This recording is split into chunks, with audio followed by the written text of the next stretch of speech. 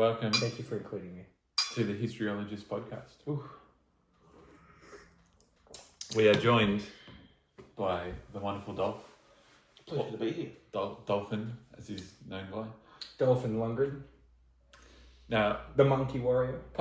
part of the reason that you're on here, Dolph, is you told us that you're an expert. What are you an expert in? Just about all facets of life. Yeah. Yeah. An expert in painting a picture with my words, I think. Yeah. Oh, Yeah. Good for history. Yeah. In terms of actual history, I do enjoy the dinosaurs. Depends on how far back you want to go. Mostly written history, like human history. Look, I have read multiple horrible histories books as a child. So, Okay, good. Yeah. That's the basis for all of my historical knowledge is horrible history, so you're in the right place. Yeah. It's a wide scope. Yeah. And do you have an area of expertise in history or Absolutely not. no? Okay. Like, for example, Tim had extinct animals, but we soon realised it was just he had a list of animals he found interesting. Yeah. Extinct, ancient or not. I mean, I've been to various historical sites, which I remember some of what the tour guide told me. Yeah. Okay. Yeah. And if we could just get straight into it, then, in your opinion, who started World War One?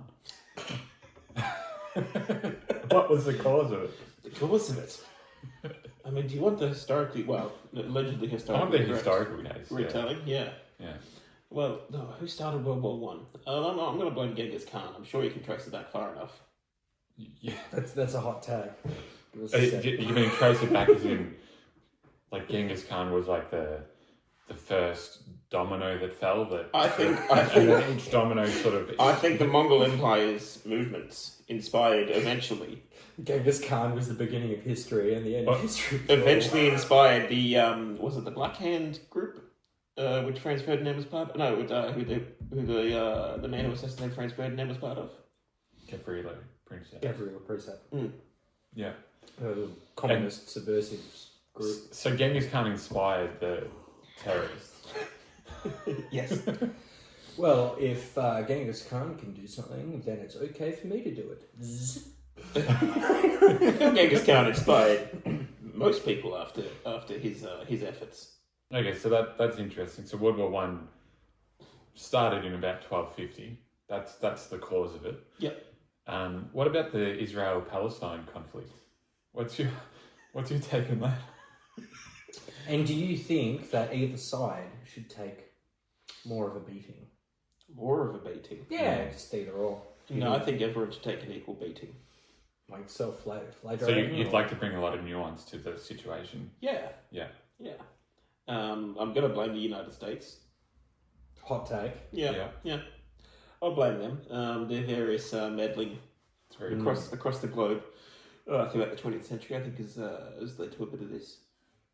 So you're saying that the Jews take absolutely no responsibility and Zionism has nothing to do with it. It's just America.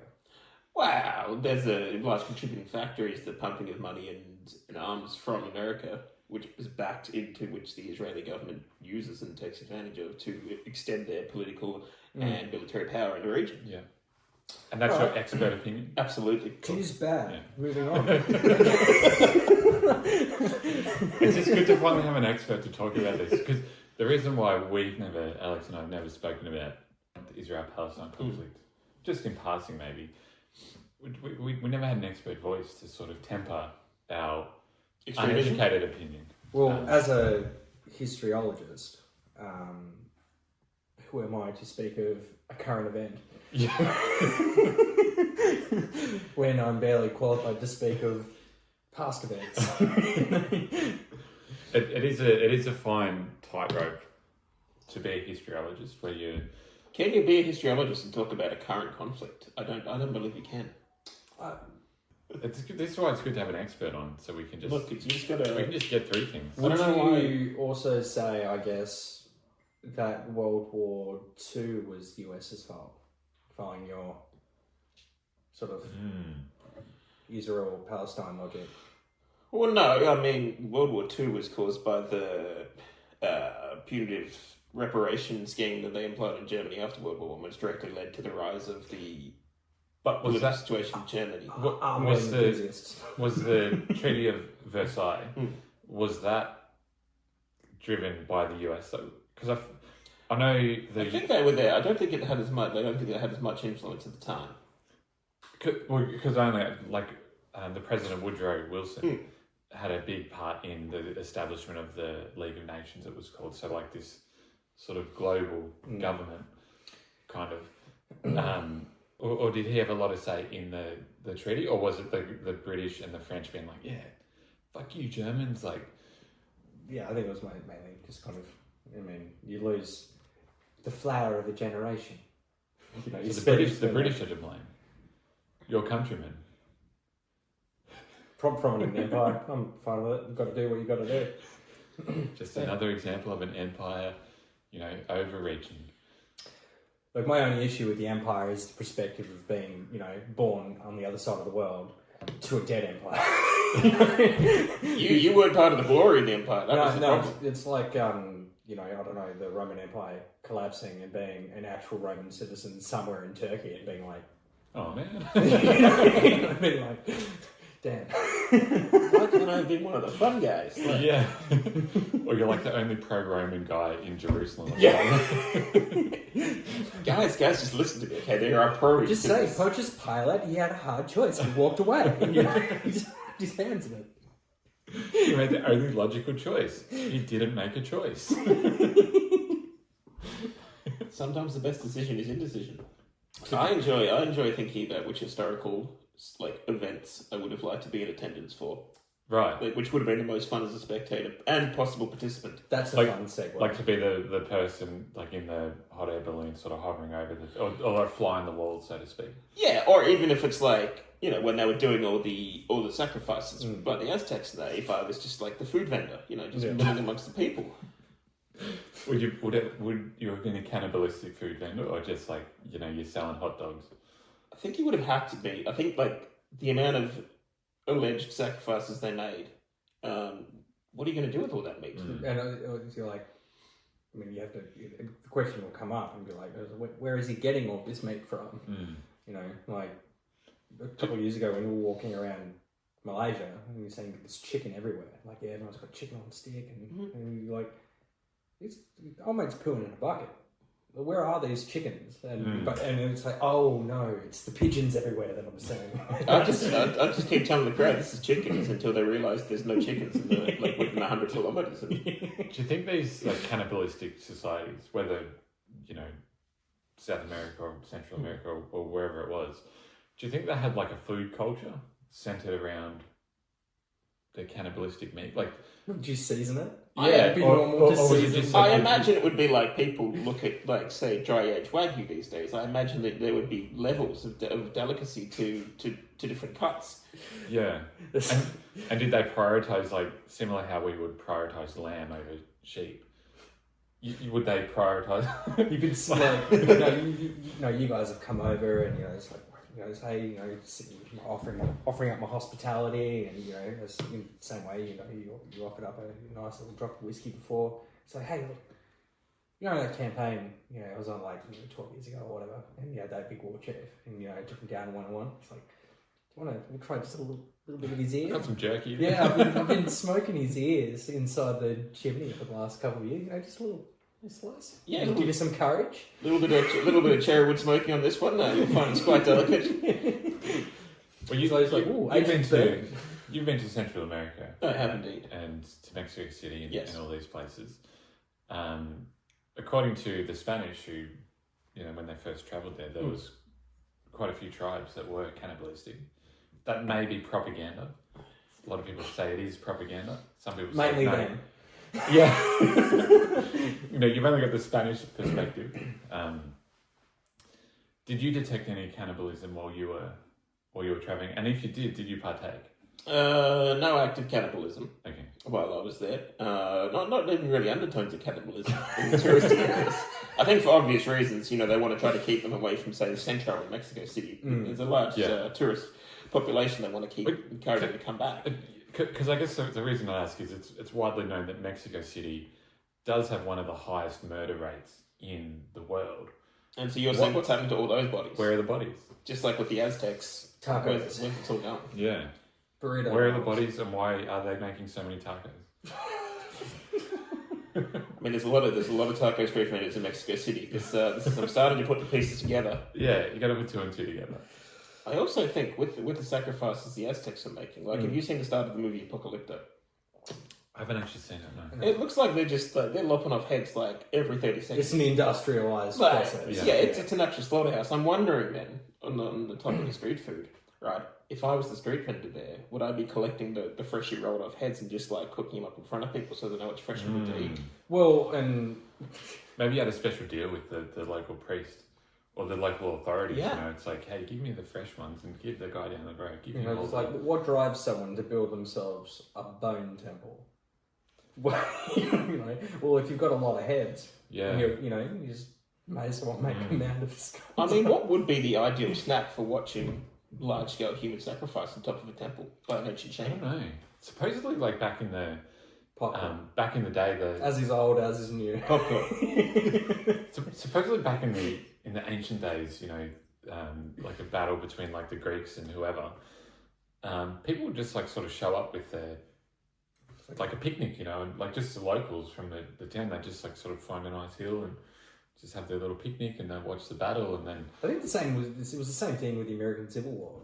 You know, Yeah. there were a bunch of people just sort of up on the hill, just like, oh yeah, you have a couple of sunflower seeds and maybe a bit of bread and whatever, and then like not actually expecting anything to happen, and then like, oh shit, he's digging holes because it's modern warfare. I mean, in a similar vein, if I was watching, the old school Civil War, you all march up to the same field and you go to shoot each other. As I'd be a food vendor at the Aztec sacrifices, I think if I was witnessing that event, I would definitely be running an illegal, I'd be a bookie. Yeah. I'd be getting people to take bets. Ancient bookie. The guy third back with like the crazy hair. Do you think he's going to go down in the first 10 minutes of the war? Like, I'll give you 2-1 odds, and that'll just be profiting. I think you'd lose a lot of money.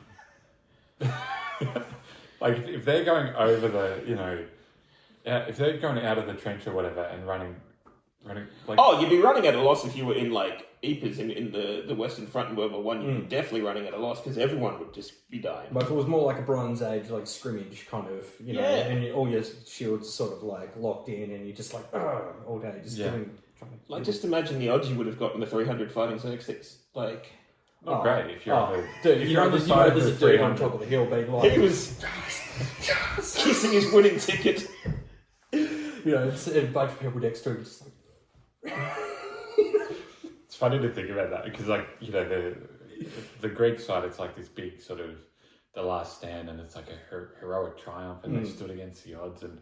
But then from the Persian side, Xerxes is just like, yeah, they put up a fight, but we steamrolled them like we always do. Yeah. Carry on. And then we send in more men. Yeah.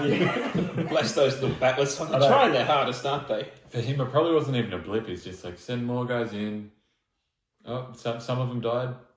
They always do. I mean, it's kind of like celebrating, not people in Anzac Day, but like, you know, like the Americans have the Civil War and they've got D-Day as well that they're very fond of, and, you know, fighting Nazis and all that stuff. And like Australia's big thing is like, well, Churchill told us to go over here and they were really entrenched over there, and then we waited another 3 or 4 months before we actually went over there, and they were even more entrenched, and our boys did their best. I'm convinced that there was Australian soldiers betting on each other about who's going to make it back alive. That's the Australian way. For sure. You know, just 2 up. The amount of degenerate gamblers in modern society, it has to hark back to that. See, that's a rather odd thought, though. If you're taking like a picnic lunch to watch a battle, that doesn't, like, as you said, popcorn at the headings, obviously. Yeah, obviously. But just a full picnic, like we're talking high tea, like fine club sandwiches, scones and cream and jam. I'm a spread man. I really appreciate a good, you know, cheese and dip, biggies, and. Oh, you take the full charcuterie board to watch a could. battle. Yeah, if I could, for Bit sure. of liver pate. Yeah. Or even if I don't know what it is, and I have to ask someone like, "Hey, is that Marsh, that your pate friend?" Who you're like, "Yeah, just have a little man up, have a bit." But yeah, in the Odd chives. Yeah. the sort of, I guess, you know, 1700s, for all these public executions as well, people would just, you know, like the local gentry would would just show up with their, like literally with a picnic basket and their sort of lawn chairs and stuff, and just to watch a public hanging. I mean, there's the sensible part of me that goes, okay, if I was alive at that time and someone's like, hey, we're just hanging these 4 blokes like later this afternoon, do you want to go watch? Normal me would say, probably not, don't need to see that. But if I was alive back then and someone said, You'd probably love it. I'm like, let's go have a pub meal beforehand. Yeah. Right, You'd make a day of it. We'll get a couple of tankards into us, and then like, you're going to come along? I'd be easily convinced. You'd be one in the crowd that's like, so they get executed, and then you get so fizzed up, I reckon, that you're like, that guy needs to be, he's next. Like, I saw him steal some bread. Get him up there. He's like, yes, get him. And he's like, always goes for the executioner, and he always wins. It's just like, yes. I'd be the guy that'd have to halt the execution. Can you just keep it down? Like, we're trying to do a thing here. So I think we're in agreement then that it's not a moral failing at all for like, if you're bringing snacks to an execution, then there's no issue for an enterprising young man or woman to be like, what if I walked around and gave out snacks, like confectionery, Yeah. you know? Well, we've actually been to a kind of blood sport, to a bullfight. That is true. And Gloves or... Well, they had little gloves on their horns. It was not man fighting, Paul. Man versus ball. They haven't quite gone that far in terms of their extreme sports. You need to. But it was exactly that. People were like walking around like selling, Yeah. you know, lollies and drinks and beers and stuff, and you know, get something nuts while you watch the bull get. Get a photo of you with the dude before he gets his. You know. There were people. This was their like every weekend. Like, they'd bring it. They had a special like sitting pillow that they'd bring along just because it's like concrete seating that you're on. Yeah, But yeah. They had their own special. You could tell it was their bullfighting pillow or pad that they brought along with. This is the picnic blanket they bring every. You know, it's like. Yeah, Cold on a you Saturday could tell night. people had scoped out their favourite spots to watch, and they were like, "This is just what we do." Public executions. I reckon I would have been the same. 100%. Aztec Temple, get there early, line up. You want to be near the front. Yeah, get a good seat. String him up. I want his boots. Be done with it. We've got 3 more today. Yeah, Guys, I've got a meeting after this. Can you hurry it up? Come on. I mean, we probably would have been one of the plebs in the Colosseum. You know, just watching people hack each other to death. Well, I think the most horrifying bit would be like if you're, you know, whether being executed or like you're one of the people in the pit fighting or whatever, and you just hear all your countrymen going like, "Kill him!" You know, leave it alone. And it's like you think, but it's my life. You know, like, you know, it's like, yeah, moving on. It's like, or like you win your fight, and then everyone's like, "Boo!" It's no one died. Oh, I just thought of another potentially lucrative career you could have had at various stages of history. Yeah. Right, so I imagine this was, I haven't done my research into this, but I reckon there probably would have been people who... So this is your non-expert opinion. This is my non-expert opinion. Followed up with Yeah, I'm just thinking that on various battlefields, like, you could make a killing if you were just, like, agile and quick enough to run around, and those people have been shot, stabbed, whatever, you know. And if they're particularly religious, you're just like, hey, send me a couple gold coins, I'll make sure you go to heaven. Like, I've got this special blessing that I can do. Yeah. That had to be a thing, right? Yeah, maybe. I don't know. So we would like... My entrepreneurial mind is just whizzing away here. I'm upset I wasn't around for various historical events, so I couldn't have maximised my wealth. Well, I mean, okay, if you were like transported back and like, I'm not sure what your ancestry is, but like somewhere along the line, what occupation do you think, maybe, you know, industrialised England or Europe, or even go back another couple hundred years, do you see yourself being like a line infantry, just standing there and taking it all day from across the field from a bunch of French, or like, what do you think? Well, funnily enough, I believe if you go back far enough, on my mum's side of the family, there's some French blood in there, and one of our ancestors was a lieutenant general or whatever in Napoleon's army, so it might have been... So you maybe a bit upper class. Yeah, it could have been a little bit upper class. And on my dad's side, I would have been an Irish potato farmer. Yep. Right, so it's Yeah, like a fair. Romeo and Juliet story. Exactly. I'm thinking back to I mean, yeah, shaking the, my hand earlier, and now I'm like, both French and Irish. I don't know if you saw the last episode, his family are criminals. I did see the extensive listing of criminal behaviour that your family's engaged in. Racism is at the bottom of the list. But the criminals who steal from themselves, though, that's the... the perfect crime. It's like fucking Ocean's 11 or whatever, except it's your own house. Yeah. You get busted by your own incompetence. I mean, there may have been on my dad's side some sort of like fortune teller, truth seer sort of thing going on. But this is Right. Well, my ancestors did leave Ireland like a year before the potato famine hit. So like Druids, maybe. Yeah, so they knew something was coming. Like they got out of there. They're like, we need to leave this country because bad omens. Yeah. I'm going to claim I was a druid back then. It's like, it's just... You're a Druid French officer. Yes. It's like, it could also be like, logically had some inside knowledge that the English were going to be blockading the ports or whatever. Or Druid. I'm backing mysticism. Well, seeing as your ancestors were maybe an officer in the Revolutionary Army, were they? So this could be an expert opinion. Which side of the revolution do you fall on? Like, was it are you like a monarchist and you go, my ancestor was wrong, or you like viva la revolution? Oh, viva la revolution! Yeah, all day, every day. yeah. Good God, subversive. I'm just waiting for because we've got an empire guy here, revolution guy here. I mean, don't get me wrong. Napoleon is the compromise between the two. Don't get me wrong. I would have been up for being part of an empire if I was one of the higher ups. That seems like a bit of fun. Yeah. Depending on your definition of fun. Just Stalin comes in and goes, look, I'm sick of pretending. It's the Soviet Empire. I'm just sick of pretending it's not. Well, which empire would you have headed up, do you think? Oh, he'd be, Which would I have headed up? What are you most suited to? he'd be a somewhere high in the bureaucracy of the East India, like The trading company. Yeah, I think- reckon. Yeah. I do feel you would have to go to this man for a permit and he'd be like, you filled out the wrong form. You need 115B, not 115A. I suspect after spending your 20s, as a sailor and working with the Dutch East India or whatever, you're now in your 30s as a viceroy over an Indian village somewhere. Yeah, and I would not be kind to the locals. I mean, yeah, just like kindness is earned. And yes, we have the, gift of hindsight and look back. I'm still not impressed. I'd be less so in the 1700s. Yeah, I don't know which empire I'd head up. I'd probably, to be honest, I'd be like just like some middleman. Like I'd be middle management. You don't want to put too much importance on yourself. Yeah, I'd be like the guy that they would go sniveling to the emperor like, oh, well, we got to do this and just give me some money and I'll sort it out for you. Like I'm the Robin.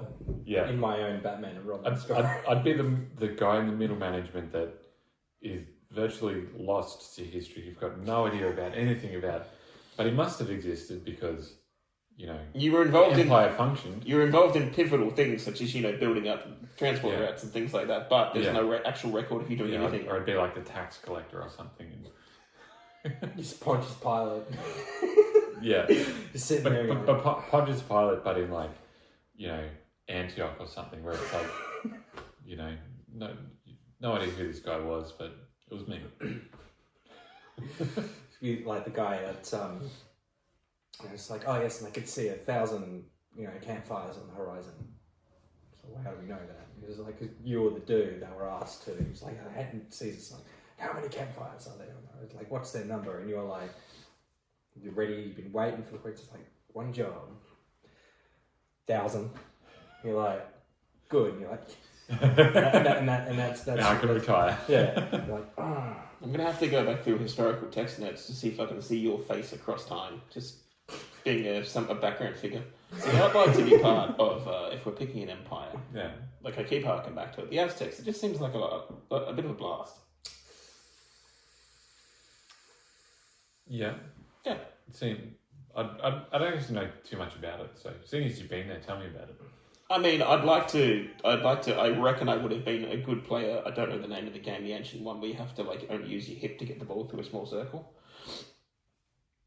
Right. I reckon I could have gone pro as that. Sorry, I get no context. It's just like, South Americans in a paddock going, yeah. It's basically like that. There's a court, and you just got to get low and then up with the hip. And I got pretty good hips, so Yeah. there's some flex there. That was a game. I've that they taken some all salsa lessons, so I reckon back in the day I could have gone pro. had. What did they have? Celebrity sort of players, or I think the captains of the team were celebrities. I've forgotten now whether or not the winning captain was the one who got killed or the losing captain. Which is an interesting twist on a sport. so right? It's like you win the game, and it's like, come on, climb up the pyramid. Your prize is up there, and it's like, Do you think you would have been the fanatic holding the knife? You're like, yeah, God. Or do you think you'd be the fanatic under the knife? Like, yeah, go for God. Or like... I'd be the one down the bottom. I'd be lining up first thing in the morning. I'm like, give me front row seats. I want to be at the splash zone.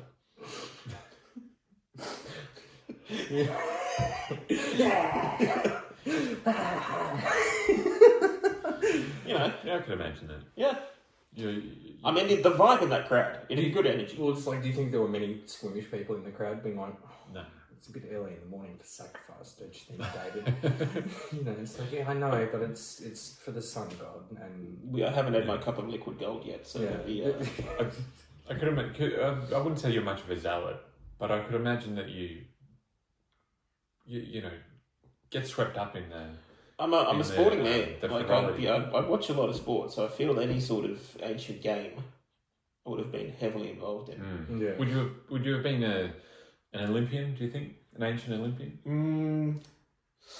No, that's too high a level. that's too high a level. Excellent. Not all Or is it playing the- muscles? You got your buys. No, I'm an your amateur tries, I'm an amateur all sportsman, Sort yeah. of greased up. Not to try and out you, but running around naked with other dudes, would that have put you off, or Oh no, I play local sport. But naked? no, quite often clothes are removed at sporting clubs. Just late at depends night, what so- everyone else's dick's like, honestly. Because if it's just me and 19 other regular guys and one fucking Yeah. monster, that's fine. I can be like, well, look at that freak. Good on him, though. Yeah. If it's like me running around with a bunch of basketball players, I'd probably be like, nah, you guys, I'll just sit over here with what I've got. Yeah. It's going I don't need to put anyone else through this. I'll keep score. I mean, I feel you would have been a good jouster. Maybe I would have had a bit of reach. Just length, to extend and get the angles you Did- need to. Did we ever skateboard joust? Was that something? We did, yeah. Yeah. We did. Historically accurate recreation, of course. Yeah. Yeah. It was as Sort of a bollard and... yeah. I think it was as lame as it sounds. Did you get bonus Just points? two very slow moving, because I'm not very good at skateboarding. And I'm not a giant man, so I don't have So your it was reach. just So you just... Two slow moving people going, oh. I was going to ask whatever scoring system you came up with. Did you get bonus points for say looping a manual into a kickflip before hitting, and you got your bonus points? I can't do either one of those, so If you knock them off whilst ollieing, surely that's automatic. You win the entire day's play, and you're just we're done. It's just a very angry game of skate. yeah. Where you try to spell it out and you get a letter if you can do the trick, but the trick's actually deboarding the other person. Do you remember we used to have it's kind of jousting, we would have sword fights with lightsabers. Tristan. You just revealed deep personal secrets now. Yeah. Next, you're going to tell them about the dance parties. I don't tell my partner about that sort of stuff. You should tell the pod. Now, speak sword fighting. Yeah. Back to history. Were you more of a because you see them that you've got your broadsword wheelers and dealers, and you've got your ones with something a bit more agile. And what did you go for? Your weapon of choice? I do like a broadsword or a longsword, Mhm. just because it seems I don't know if you've ever seen one, but they're taller than me. Yeah. And it just seems like the sort of sword. It's how did anyone use that?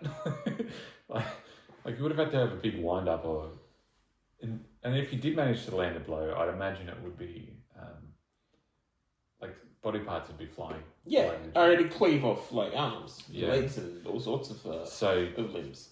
So broadsword.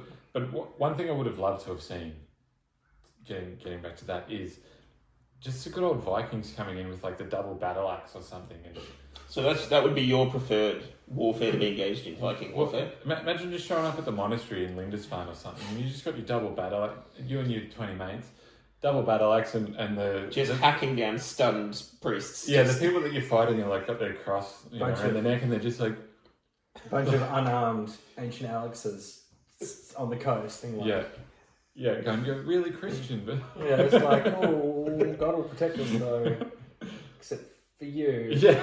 You know. That would have been. I mean, double battle axes. There's some appeal to that. I'll be honest, and in their berserker rage, it would have. It's kind of hard to imagine what it would have been like, but So I'm picturing Kratos rocking up and just like, you know, like double damage or whatever, and it's like still unarmed priest, you know, just like send the berserkers in. Yeah, I think it's probably telling that, you know, because you think of the Vikings and it's like, yeah, they were these vicious sort of warriors. Kind of, whenever they went up against an actual army, they kind of 50-50. Like they weren't. It wasn't like they just wiped the floor. Sometimes they won, sometimes they lost. Say it was very telling that your preferred thing of warfare would be fighting unarmed men. Yeah, yeah. If He did say as a viceroy of some Indian village, he would be very harsh on the peasants. if I had to go back on a I'm sensing the theme here. If I had to be like, you know, cast my mind and be one of the fighters, yes, I would be a Viking attacking a monastery because, you know, you'd probably win. I must admit, like, through all this, I'm thinking, like, yeah, like, probably if I could choose and I was graceful at it and I just knew with the choice, it'd be like graceful and deadly. Like, sword is really cool. Yeah. But if I'm going to be completely honest, I think as is now, as is then, I'd probably enjoy and be best at, like, just like sneaky little fucker with a crossbow being like, hide, and then be like, or you're standing on the hill somewhere and you're just like, hope I hit someone. Just firing off. Or the guy being like, oh, I hope I don't get, oh. It's like, oh, the cavalry's coming around to get us, let's run over here. You know, like if I was in a group of like a couple of hundred dudes or a couple of thousand dudes all like in a line being like, you know, you know, that's, I could probably wrap my head around that. I was going to say, is that too ordered and too rigid, that style of combat historically for you? Look, I think in order for freedom, you need a little bit of structure. I think otherwise, if we all run out there and have our own game, you know, if I just like, let's get him, it's going to be a confusing, like, oh, I got him, that's one for me. You would want the people around you, if you were like flank them on the left, that have some sort of awareness of what that means, rather than just. Yeah, I mean, it's like you don't want a war or a battle without officers. I mean, you can imagine what an unorganised mess that would be. I mean, I feel I'd be best suited to being like a trebuchet operator. Oh, that's a sick one. Yeah. I'd be worried about an engineering sort of. Yeah, just like tinkering with it, working out, you know, what angle we need to shoot it at. You know, what's the best thing projectile we're going to shoot it this time round. Yeah, we've been firing this thing all day. How are we going to maximise fear versus damage? Like depending on what we send in. Yeah. So you'd be the ratio guy. So it's like, okay, so today I mess with them a little bit. So we've got some plague corpses. We're going to toss them, but we're going to pepper them through with some. I know some burning cows or whatever, and then like a couple of release the prisoners, and you know it's all about one big fiery boulder just to shock and awe. That's it. It's like in World War War One, and they've got the artillery barrages down to a science. It's like, right, we fire these ones first because they get everyone down, and then these ones break up this type of artillery breaks up the barbed wire, and then we send in the gas, and then we send in, you know, a couple of rounds of the one that makes your skin itch and you have to take your mask off. And then there's the second gas, which is worse when she's breathing once you take your mask off. And then we put the real gas in. The super gas. Oh, you thought that was mustard gas? No. You're about to learn. Maybe just to finish this one on the sword fighting one that What are we talking about? I don't even know. our ideal form of historical combat. We're getting through it. One that I would have been really cool to see is like the Japanese sort of honor, samurai katana sort of fights. I don't even know if that is a real thing. Have you just watched The Last Samurai too many times and think I could have been the white guy who becomes the samurai leader? The white savior? I could have been a white savior. I mean, I think I am a white savior.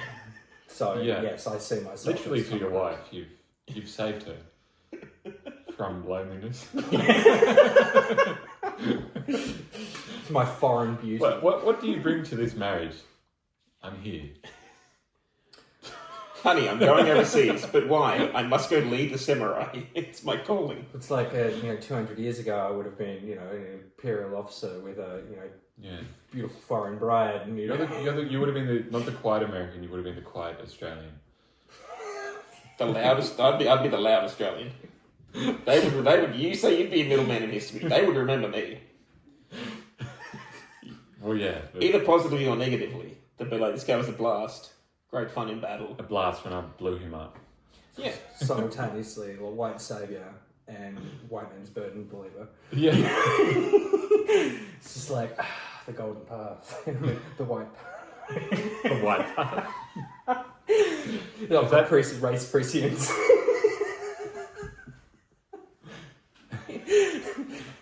But anyway, that's a good book, actually. I mean, where would you sit then on the samurai katana versus broadsword side of the debate? It's a hotly contested one. Well, the katana just breaks. Well, I didn't know there was a debate. But there is. Well, what's the debate about? Isn't the steel nicer, but it's also held in with a wooden dowel, so the handle breaks before the steel. Yeah, which if you know which one is going to be most effective. Do they have armor in or not, or is it? Are they wearing wood like they do in Japan, or are they wearing plate mail? Insert your armor of choice from history. I think that if you're a Japanese samurai and you got a blow from a broadsword, I don't think you would make it too far. No. But that's the same for anyone. But if you're in Europe though, and you had an unarmed, naked peasant in for a trouserless mob, Tristan's perfect opponent. Yeah, exactly. You'd just be like, slice and dice.